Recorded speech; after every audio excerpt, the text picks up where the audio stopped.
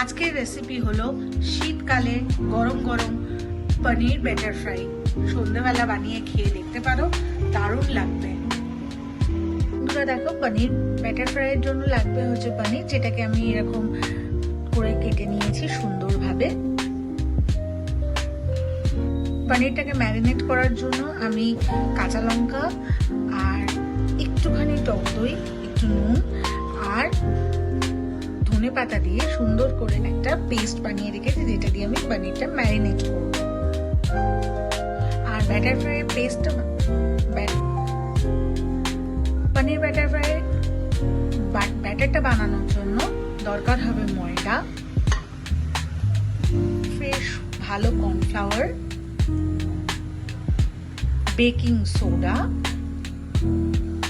আর melted butter, এছাড়া পরিমাণ মতো নুন আর মিষ্টি। এবার আমি ব্যাটারটা রেডি করব। ব্যাটারটা রেডি করার জন্য আমি একটা বড় বোল নিয়ে নিয়েছি। তার মধ্যে আমি দিয়ে দিলাম পরিমাণ মতো ময়দা,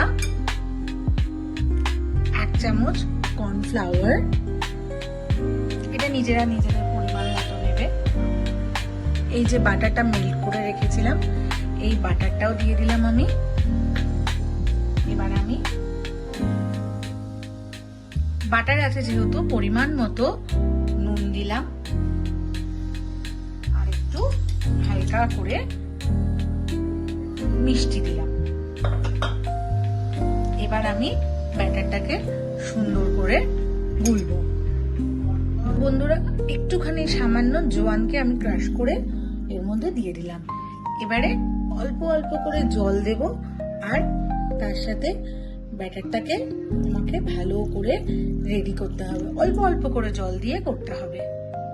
দেখো বন্ধুরা, আমি ব্যাটারটাকে সুন্দরভাবে ফেটিয়ে নিয়েছি, সুন্দর করে ফেটিয়ে নিয়েছি। এবারে আমি এখানে সামান্য পরিমাণে বেকিং সোডা দেব। দেখো বন্ধুরা, আমি এই যে একদম 1 চুটকি বেকিং সোডা দিলাম।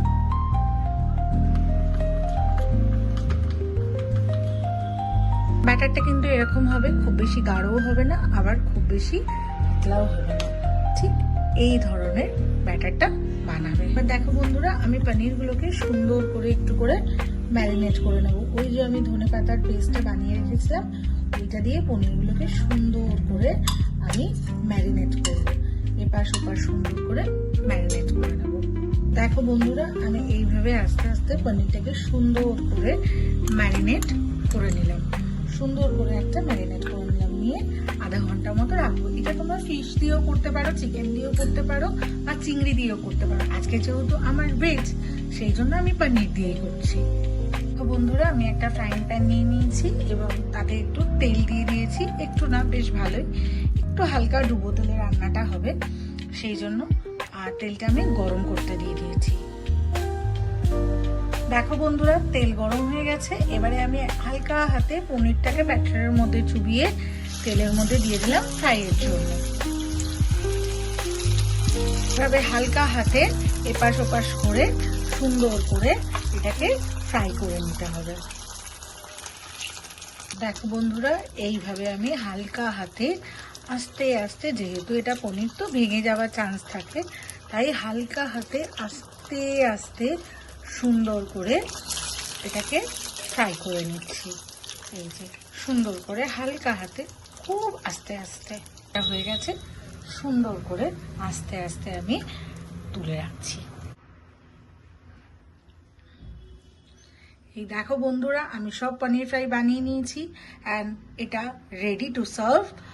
এখন তোমরা সবাই বানিয়ে নাও চটপট।